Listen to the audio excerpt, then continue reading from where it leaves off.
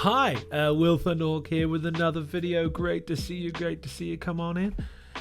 Come in this room right here where I am, where we are talking. Very good. So I have a question here today that I've been reflecting on, and we're gonna talk about it. So how do you inspire others?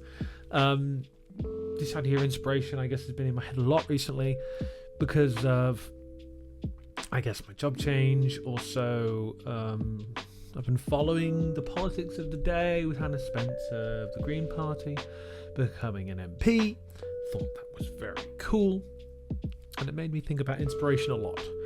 About what inspires us. About what we can do to be inspirational. And like what maybe I've done that's maybe inspired other people. So I guess we'll start with myself. I really feel like to inspire others, a big aspect of it is to have some kind of consistency in the face of ever-changing tides.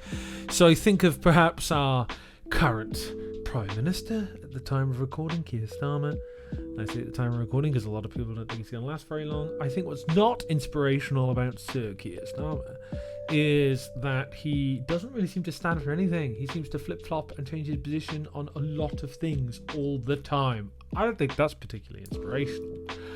And I think that's because people are magnetized, attracted to individuals that have something they stand for, something they believe in, something that they will die on the hill of, right? I think it's one of the reasons people in other political parties in the UK, like Reform, I think there's a reason people like Farage. Because he does stand for something. I personally disagree with what he stands for, but he does stand for something. And his views are somewhat consistent and passionate, aligned with the rosy-tinted view of my country. But to take it from a less high-level approach, I would say I think what inspires others is to demonstrate capabilities that people wish they had in a lot of ways, especially in the face of a degree of adversity. So I'm a little neurodivergent, I'm dyslexic, and I still write. I was really morbidly obese, and now I'm a lot less morbidly obese. I've done a lot of work on that to be less thick, and I'm pretty happy about that. I think a lot of people find that inspirational because I think a lot of people would like to do that. I think a lot of people would like to lose a bunch of weight. I think a lot of people would like to improve their mental health, which I certainly have. A lot of people would like to be interested and inspired and creative, which are traits I demonstrate through a lot of the creative work that I do, music, videos, etc. I think people want to recreate that really strong, deep, positive feeling or feeling of accomplishment, and I think that's what people are magnetized and attracted to when I think about inspiring others, right? So I think also it has a lot to do with this concept of emotional resonance. I may or may not have spoken about this before, but what I mean when I say emotional resonance is how can what I say connect with somebody else's experience?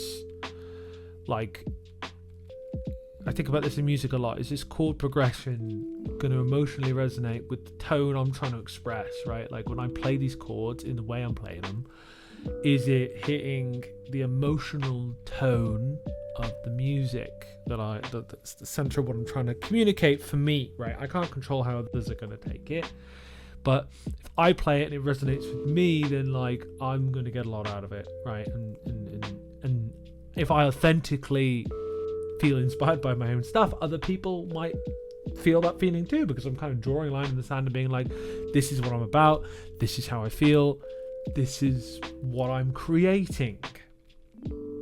You know, I think also just passion about something can really be inspirational for others as well. So if you've got a hyperfixation that aligns with somebody else's hyperfixation, and you make something related to that and share it with them, and you're really interested in other people, I think just being a good person, I think it's also really important to inspire others. I think and I think this is one of the things why it's quite aspirational, and it's inspirational. Sorry, for a lot of people at the moment. It's because a lot of people feel the world's kind of unsteady.